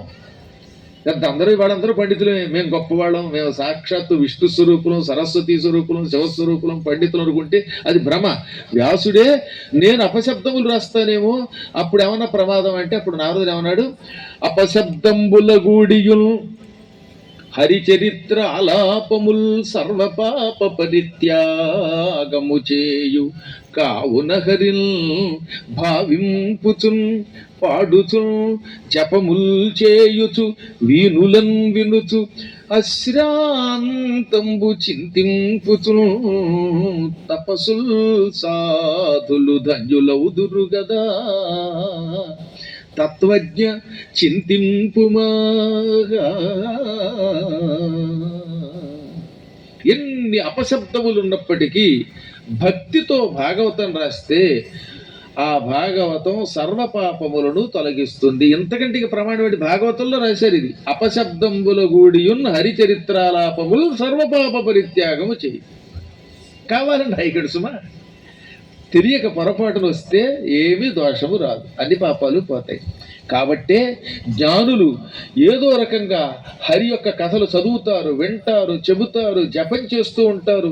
తద్వారా ఈ జన్మలోనే తరిస్తున్నారు. మహాత్మా, నువ్వు కూడా భాగవతం రాయి. ఇప్పుడు నీకు రహస్యం చెబుతాను. నేను పూర్వజన్మలో ఒక దాసీదాని కొడుకుని, అంట్లు తోముకుని పనులు చేసే ఒక ఆవిడ ఉండేది ఒక ఊళ్ళో. ఆవిడ కొడుకుని నేను. ఇవాళ నారదుండై మీకు గురువుని అయ్యాను. కారణం కేవలం భాగవతం వినడం అన్నాడు ఆయన. వెంటనే వ్యాసుడికి ఆశ్చర్యం కలిగింది. ఏమిటేమిటి, అంట్లు తోముకునే ఒక పని మనిషి కొడుకు దాసీపుత్రుడివా నువ్వు పూర్వజన్మలో? ఈ జన్మలో నారదుడు అయ్యావా? నీ కథ ఏమిటి, నీ ఫ్లాష్ బ్యాక్ ఏమిటి అన్నాడు. అప్పుడు ఆయన చెప్పడం మొదలెట్టాడు. ఒకానొకప్పుడు బ్రహ్మకల్పంలో, ఈ కల్పం కాదు, ఇదేమి కల్పం, శాతవరాహ కల్పం, ఆయన గడిచిపోయిన పద్మకల్పంలో ఒక పల్లెటూళ్ళలో పనులు చేసుకుంటూ అంట్లు తోముకుంటూ బతికే ఒక దాసీకి పుత్రుడిగా పుట్టాడు. దాసీపుత్రుడు చిన్నప్పటి నుంచి సంస్కారంతో పెద్దల్ని సేవిస్తూ పురాణాలు వినేవాడు. ఇలా ఉండగా ఒకసారి చాతుర్మాస్య కాలం వచ్చింది. ఆషాఢ శుక్ల ఏకాదశి నాడు శ్రీ మహావిష్ణువు క్షీరసాగరంలో నిద్రకు ఉపక్రమిస్తాడు. మళ్ళీ కార్తీక శుక్ల ఏకాదశి దాకా నిద్రపోయి ద్వాదశి నాడు స్వామి లేస్తాడు. ఈ 4 నెలలని చాతుర్మాస్య కాలం అనే పేరుతోటి పూర్వం ఋషులు పవిత్రంగా గడిపేవారు. ప్రయాణం చేసేవారు కాదు, ఏదో ఒక ఊళ్ళో ఈ దీక్షను నడిపేవారు. శయన ఏకాదశి నుంచి మళ్ళీ ఉత్థాన ద్వాదశి, ఉత్థానం అంటే లేవడం, విష్ణువు ఉత్థానం చేస్తాడు గనక, నిద్ర నుంచి లేస్తాడు గనక కార్తీక ద్వాదశిని ఉత్థాన ద్వాదశి అంటారు. అప్పటిదాకా అక్కడికి వెళ్ళేవారు కాదు. అలా ఓసారి చాతుర్మాస్య కాలంలో దేశయాత్ర చేస్తున్న ఋషులు ఈ నారదుడు దాసీపుత్రుడిగా ఉన్న ఊళ్ళోకి వచ్చారు. ఆ ఊళ్ళో పెద్దల్ని పిలిచారు. మహానుభావులారా, ఈ ఊళ్ళో మేము చాతుర్మాస్య దీక్ష చేద్దామనుకుంటున్నాం అనగానే ఊళ్ళో వాళ్ళు చాలా సంతోషపడ్డారు. ఆ ఊళ్ళో కూడా కరివేల సత్రం ఉన్నట్టుంది, పెద్ద సత్రం, బయట పెద్ద గ్రౌండ్ ఇది, ఆ గ్రౌండ్ ఇచ్చేశారు. వీళ్ళ వ్యవస్థ అంతా ఏర్పడింది. వీళ్ళు కఠోర నియమంతో తామే వండుకుని తినేవారు. 4 నెలల పాటు వండుకొని తింటూ మధ్యాహ్నం పూట ఊళ్ళో వాళ్ళందరికీ పురాణాలు చెప్పేవారు. కేవలం భాగవతమే చెప్పారు ఆ కాలంలో. వాళ్ళకి చిన్న చిన్న పనులు చేయడానికి ఒక కుర్రాడు కావాల్సి వచ్చింది. పెద్దవాడు అక్కర్లా, ఓ 8 ఏళ్ల లోపు వయసు ఉండే ఒక కుర్రాడు. నేను చెబితే వచ్చి పని చేసి పెట్టేవాడు. బుద్ధిమంతుడు ఒకడు కావాలండి అని అడిగితే అప్పుడు వాళ్ళు అన్నారు, మా ఊళ్ళో ఒక దాసి ఉందండి, ఆవిడకు ఒక కొడుకున్నాడు, వాడు చాలా బుద్ధిమంతుడు, ఆ వ్యక్తిని మీకు అప్పగిస్తాం, వాడైతేనే అన్ని అర్థం చేసుకుంటాడు. గురువుగారు పిలుస్తూ ఉంటే అక్కడ ఎక్కడ దాక్కోవడాలు, ముక్కుతో మాట్లాడాలు, అసలు పని కంటే కొసరి పని చేయడాలు, ఇలాంటి పిచ్చి పనులు చేయనటువంటి మంచి బుద్ధిమంతుడు అన్నారు. ఆ రకంగా ఈ నారదుడు పూర్వజన్మలో దాసీపుత్రుడు ఆ ఋషుల దగ్గర చేరాడు. మన పురాణాల్లో ఎవరినైనా వెనకబెట్టడం ఉందా ఇప్పుడు ఆలోచించండి. ఋషుల దగ్గర ఒక దాసీపుత్రుడు వాళ్ళ దగ్గర ఉండి వాళ్ళ భోజనం చేసి వాళ్ళ కూడా తిరిగాడు. అంత సమభావం కలిగిన మహానుభావులు మన వాళ్ళు అంటే. అంతేగాని కులమతాలతో కొట్టుకుని చచ్చిపోయిన జాతి కాదు మనది, పరమ పవిత్రమైన జాతి. ఓ పని మనిషి కొడుకుని దాసీపుత్రుడిని ఆ ఋషుల దగ్గర పెట్టుకున్నారు. వాళ్ళకి సేవ చేసేవాడు, బట్టలు ఆరేసి పెట్టేవాడు, ఆ మడి బట్టలు తెచ్చేవాడు, వాళ్ళకి జపానికి నీళ్లు తెచ్చిపెట్టేవాడు, దండకమండలాలు తెచ్చిపెట్టేవాడు, చిన్న చిన్న పనులు చేసేవాడు. వాళ్ళు అన్నం వండుకు తిని ఆ తర్వాత వాడికి కూడా ఆ పవిత్రమైన నైవేద్యాన్నం పెట్టేవారు, అది తినేవాడు. రోజు వాళ్ళు మధ్యాహ్నం పూట భాగవతం చెబుతూ ఉంటే ఎదురుగుండా కూర్చుని భాగవతం వినేవాడు. ఆ వింటున్నప్పుడు కృష్ణుడి గురించి చెప్పినప్పుడు ఆనంద బాష్పాలు కరిచేవాడు, కన్నీళ్లు కారిపోయేవాడికి. ఈ కృష్ణుడిని చూడాలి, వీళ్లతోటి వెళ్ళిపోతే బాగుండు, వీళ్లతో పాటు ఎక్కడికైనా వెళ్ళిపోదాం అనిపించింది. మా గుడి బడి వాళ్ళు అంటూ ఉంటారు, అలాంటి గురుగారు మీరు ఎక్కడికైనా దగ్గరకు వచ్చేద్దాం అనిపిస్తుంది, ఉద్యోగాలు మానేశారు. అలా మానేస్తేలాగా, మీ డ్యూటీ మీరు చేస్తే గుడి బడి ఇంకా బాగా నిర్వహిస్తారు. మీరంతా నాతో వస్తే మిమ్మల్ని పోషించలేక నేను మళ్ళీ ఇంకో పని చేయాలి. అన్ని చోట్ల సత్రాలు ఎక్కడుంటాయి? ఈ విధంగా వాళ్ళ దగ్గర నిరంతరాయం పురాణం విని తనను తాను మరిచి వారితో వెడితే బాగుండని వాడు అనుకున్నాడు. 4 నెలలు గడిచిపోయి ఆ తర్వాత వాళ్ళు చాతుర్మాస్య దీక్ష ముగించుకుని ఇంక వెళ్ళొస్తామని అనగా ఊళ్ళో వాళ్ళు వాళ్ళందరినీ ఊరవతలకి తీసుకొచ్చి ఇక వీడుకోలిచ్చి లోపలికి వెళ్ళిపోయారు. ఈ కుర్రాడు మాత్రం ఆ ఋషులు కాళ్ళు పట్టుకుని, మహాత్ములారా, ఇక నేను ఈ ఊళ్ళో ఉండలేను, మీ పురాణం విన్నాక మీతో వచ్చేస్తాను, నన్ను పట్టుకుపోండి అనగా వాళ్ళు నవ్వారు. నాయన, నీకు అమ్మ ఉన్నది, చిన్నప్పుడే మీ తండ్రి పోయాడు, ఉన్నది నీకు కేవలం తల్లి. ఆ తల్లికి ఇంత సేవ చేసి అన్నం పెట్టకుండా మాతో పాటు యాత్రకు రావడం ధర్మం కాదు. అమ్మ అనుమతి లేకుండా సన్యాసం పుచ్చుకోవడం ధర్మం కాదు, ఆవిడ సేవ చెయ్యి అనగా మరి నా గతి ఏమిటన్నాడు. ఓం నమో భగవతే వాసుదేవాయ అనే ద్వాదశాక్షరీ మంత్రం నీకు ఉపదేశిస్తున్నాం. ఈ మంత్రమును జపం చేసుకుంటూ ఇంట్లో ఉండు. సమయం వస్తుంది, మీ అమ్మ ద్వారా అనుమతి వస్తుంది, అప్పుడు నువ్వు మా కోసం వెతుక్కుంటూ వద్దు కానీ అప్పుడు విష్ణు దర్శనం అవుతుందనగా అలాగేనండి అని వదలలేక వాళ్ళు వదిలి వాళ్ళ పంపేసి ఇంటికి వచ్చాడు కానీ ఎప్పుడు వాళ్ళతో వెళ్ళిపోదామని మనసులో అనిపించేది. నిత్యం ఈ ద్వాదశాక్షరీ మంత్రాన్ని, వాసుదేవ మంత్రాన్ని జపం చేసుకునేవాడు. ఈయనేమో ఇలా జపంలో ఉండి వైరాగ్యంతో ఉంటే సన్యాసం ముసుగు తిరదాం అనుకుంటూ ఉంటే వాళ్ళమ్మ, మా అబ్బాయికి 8 ఏళ్ళు నిండాయి, తర్వాత 9, తర్వాత 10, అలా 16 నిండుతాయి. 16 నిండాక ఓ మంచి పిల్లని తీసుకొద్దాం. ఆ పిల్ల ఒక మేడ తేపోయినా 4 గోడలన్నా తేపోతుందా, ఏదో కట్నం తెస్తుంది, పెళ్ళయ్యాకే వాళ్ళకి పిల్లలు పుడతారు, ఆ మనవల్ని మనవరాళ్ళని చూసుకుంటూ గడిపేస్తాను అంటూ ఏది భవిష్యత్తు గురించి కలలు కనేది. అప్పటికి 2-3 నెలలు గడిచిపోయింది. ఋషులు వెళ్ళిపోయి 2-3 నెలలు ఆవిడేమో కళ్ళలు కంటూ ఉంటే ఈయనేమో వాళ్ళ దగ్గరికి వెళ్ళిపోవాలని ఈయన కళ్ళలు కనివాడు. ఒక రోజున తెల్లవారుజామున కటిక చీకట్లో అమావాస్య నాడు తాను పనిచేస్తున్న యజమాని ఇంట్లో పాలు పెతకడానికి ఈవిడ బయలుదేరి వెళ్ళింది. పూర్వం పనివాళ్ళు తెల్లవారుజామునే వచ్చి పనిచేసేవారండి. ఇప్పుడు హైదరాబాద్లో ఉప్పల్లో మా ఇంటి పక్కనే ఉన్న వాళ్ళకి ఒక పని మనిషి దొరికింది. మా ఇంటి పక్క వాళ్ళకి ఆ అమ్మాయి చెప్పిందట, 10 o'clockకి వస్తా, రాగానే నాకు కాఫీ ఇవ్వాలి. కాఫీ తాగిన తర్వాత నేను టీవీ ఆన్ చేస్తే కానీ పని చేయలేను, ఎందుకంటే అక్కడ సీరియల్ వస్తూ ఉంటుంది. ఆ సీరియల్ చూడకపోతే నా బతుకు సీరియలే. అందులో చూస్తూ పనులు చేస్తారు, ఇల్లు తుడుస్తాను, వెంటనే టిఫిన్ పెట్టాలి. అప్పుడు ఆ అంట్లన్నీ తీసుకెళ్ళి మిషన్లో పెట్టి కడిగి తీస్తుంది మిషన్. అది కూడా బట్టలేమో ఈ లోపు ఏం చేయాలి, మీ అంతా మీరే వాషింగ్ మిషన్లో వేయాలి. ఆ తర్వాత భోజనం చేశాక ఇవి తీసుకెళ్ళి ఆరేస్తుందట. ఇవన్నీ చేయడానికి ఆవిడకి నెలకి 10,000 ఇవ్వాలట. మళ్ళీ టైం ఒక్క సెకండ్ ఆలస్యత మా ఆయన ఒప్పుకోడండో అయింది. కాఫీ దగ్గర 1 నిమిషం ఆలస్యం అవ్వకూడదు, సీరియల్ దగ్గర నిమిషం ఆలస్యం అవ్వకూడదు, జీతం ఒక్కరోజు కూడా లేట్ రాకూడదు. నేను లేటుగా రావచ్చు ఎప్పుడైనా, మీరు మాత్రం లేట్ చేయకూడదు. ఓ రోజున ఆవిడ వచ్చినప్పుడు కరెంటు పోయి సీరియల్ అయిపోయినది. ఆ మాత్రం జనరేటర్ పెట్టుకోలేరా, ఇంటర్నెట్ పెట్టించుకోలేరా అని వాళ్ళ మీద దుమ్మెత్తిపోసింది. అది కూడా తప్పే, కానీ పూర్వం ఏమిటో ఎంతో మంచిగా ఉండేవాడు. తెల్లవారుజామున వచ్చి పనులు చేసి వాళ్ళు ఏం పెడితే తిని ఎంతో సహనంతో పనిచేసేవారు. అది ఒక మంచి కాలం, సువర్ణకాలం అనుకోండి. ఆ కాలం మళ్ళీ రావాలని కోరుకుంటూ అత్యాశ అయిపోతుందేమో అనిపిస్తుంది నాకు. అలా తెల్లవారుజామున పాలు పెతకడానికి వెళ్ళింది. తీరా ఆవు దగ్గరికి వెళ్ళి ఈ గడ్డి అందులో తీసుకెళ్ళి గడ్డి మేట దగ్గర నుంచి గడ్డి ఆవుకి వేసి అది తింటూ ఉంటే పాలు పెరుగుదామని ఆ గడ్డి తీయబోతూ ఉంటే అక్కడ ఒక భయంకరమైన నల్ల తాచుపాము ఉంది. చీకట్లో చూసుకోక దాని తోక దొక్కింది. బుస్సులు లేచి అది కాటేసింది, ఆవిడ్ని నుదుటి మీద కాటేసింది. పైగా నీలాయత భోగ ఫణ వ్యాళానల విషమోగ్రవ నిజ్జాల మాలా వినిపాతితయ్యై వ్రాలెన్నను గన్న తల్లి వసుమతి మీదన్. నల్లని పాము, ఎంత విశాలమైన పడగ కలిగిన భయంకర సర్పం. అది మామూలు సర్పం కాదు, కాలసర్పం, మృత్యుదేవతకి ప్రతీక. ఆ సర్పం పైకి లేచి కస్సుమని బుస్సుమని కాటేయడంతో వెంటనే కింద కొడుకు అని ఒక కరుపరిచి కింద పడి చచ్చిపోయింది. ఆవిడ మళ్ళీ మాట్లాడకుండా చచ్చిపోయింది. భయంకరమైన విషంతో ఆవిడ శరీరం నల్లగా అయిపోయింది.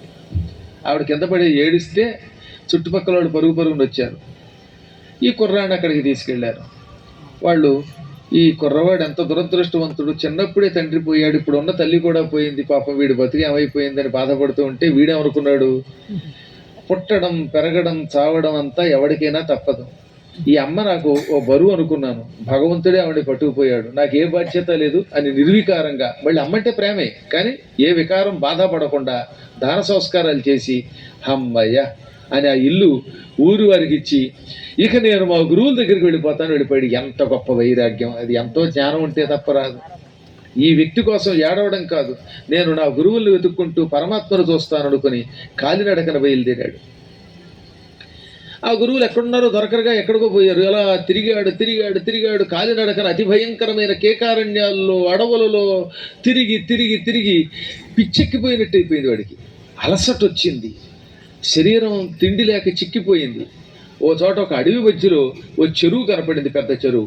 ఆ చెరువులోకి వెళ్ళి కాళ్ళు చేతులు కడుక్కుని కాసే మంచినీళ్ళు తాగి ఒడ్డు మీదకి వచ్చి ఆ ఒడ్డు దగ్గర వెదురు పొదల దగ్గర కూర్చున్నాడు.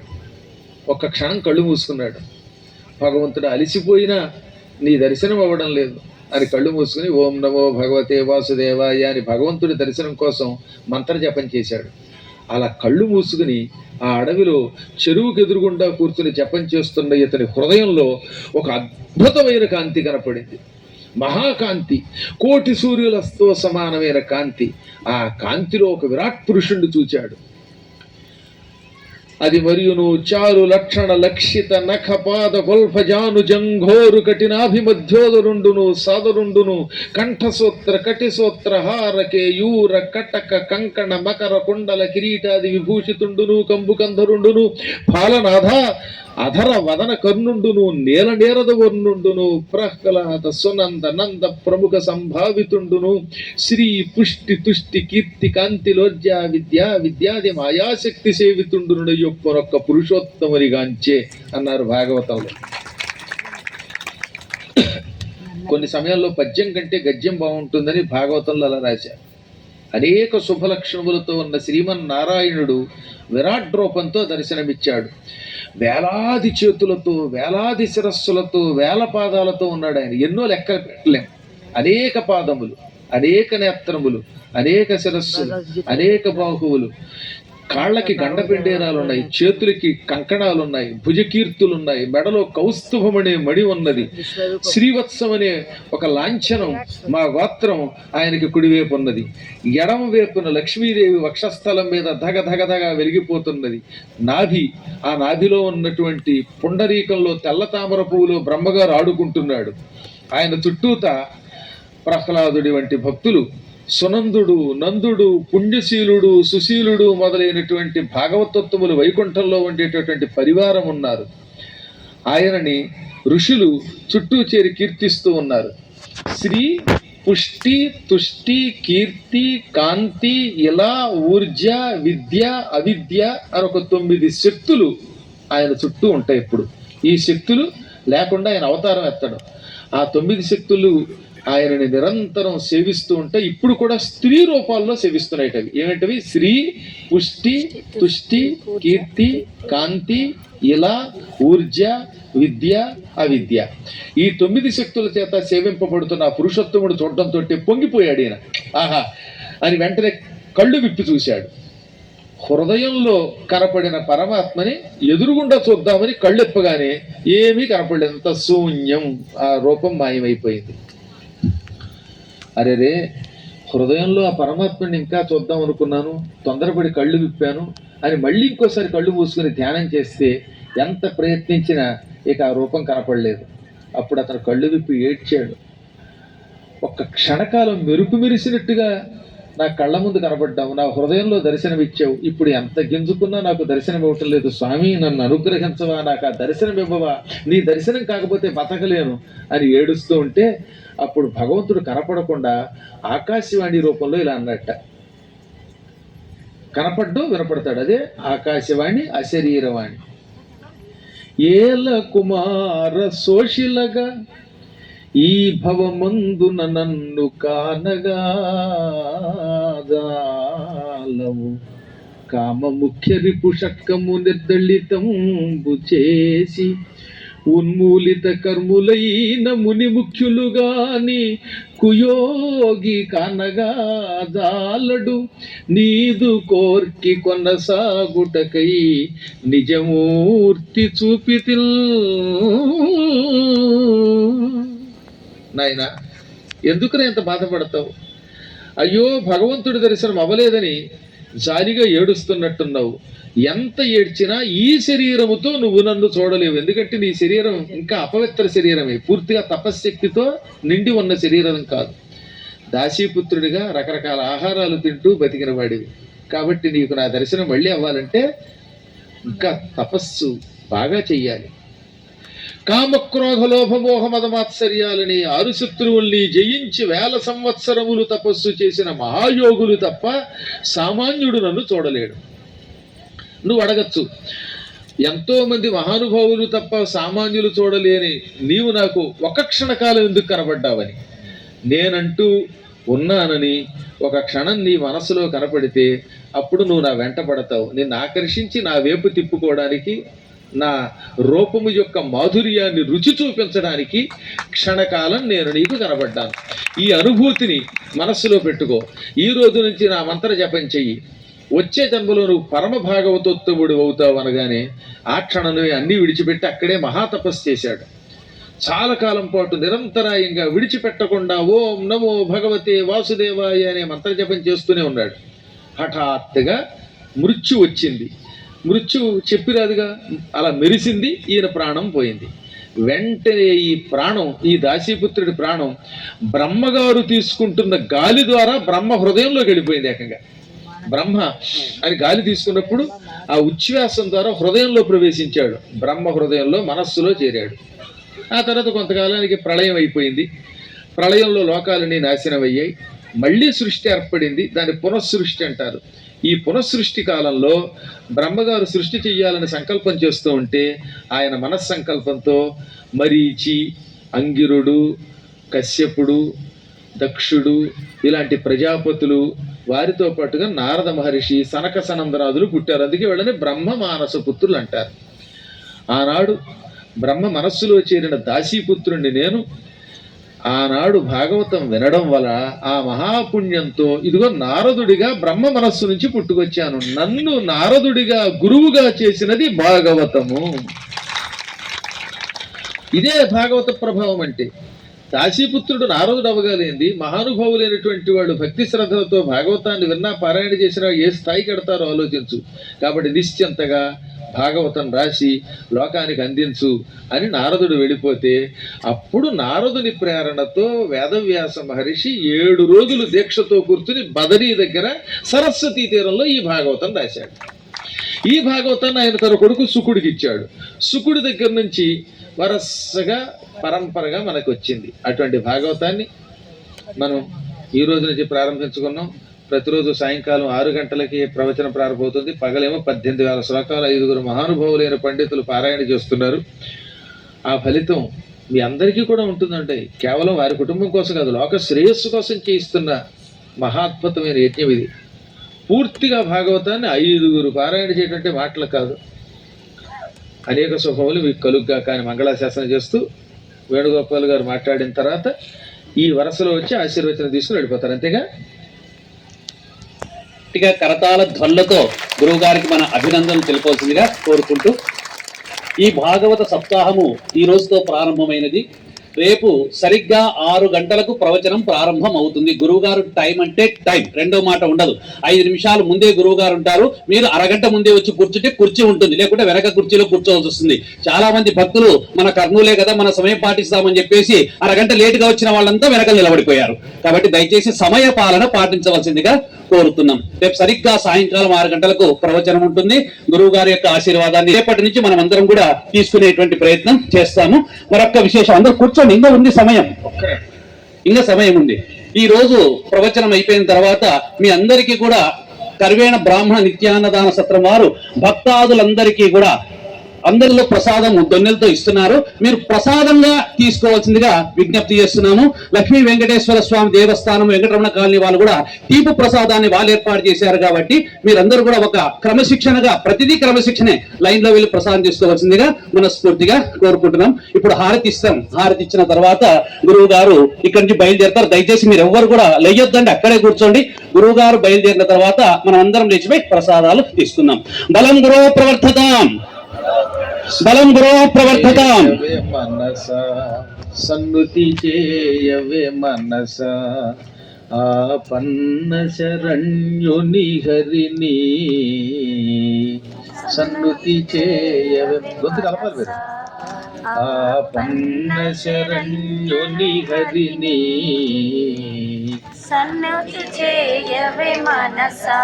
చక్రధారి కౌస్తుభహారి, చక్రధారి కౌస్తుభహారి, పాపహారి కృష్ణ మురారి, పాపహారి కృష్ణ మురారి, సన్నుతి చేయవే మనస. మరులు గొల్లిపే సిరులు మేను, మరులు గొల్లిపే సిరులు మేను, నిలువబోవే మనస. మరులు గొల్లిపే సిరులు మేను, నిలువబోవే మనస. స్థిరము కాని ఇహ భోగముల పరము మరువకే మనస. గోపబాలుని మురళీలోలుని, గోపబాలుని మురళీలోలుని, సన్నుతి చేయవే మనస. ఆపన్న శరణ్యుని హరిని, సన్నుతి చేయవే మనస. చక్రధారి కౌస్తుభహారి, చక్రధారి కౌస్తుభహారి, పాపహారి కృష్ణ మురారి, పాపహారి కృష్ణ మురారి, సన్నుతి చేయవే మనస. ఆదిదేవుని పాదసేవా, ఆదిదేవుని పాదసేవా, భవపయోధికి నావా. ఆదిదేవుని పాదసేవా, భవపయోధికి నావా. పరమయోగులు చేరగోరే పరమ పదవికి త్రోవ, శేషశాయిని మోక్షప్రదాయిని, శేషశాయిని మోక్షప్రదాయిని, సన్నుతి చేయవే మనస. ఆపన్న శరణ్యుని హరిని, సన్నుతి చేయవే మనస. చక్రధారి కౌస్తుభహారి, చక్రధారి కౌస్తుభహారి, పాపహారి కృష్ణ మురారి, పాపహారి కృష్ణ మురారి, సన్నుతి చేయవే మనస. సన్నుతి చేయవే మనస, సన్నుతి చేయవే మనస.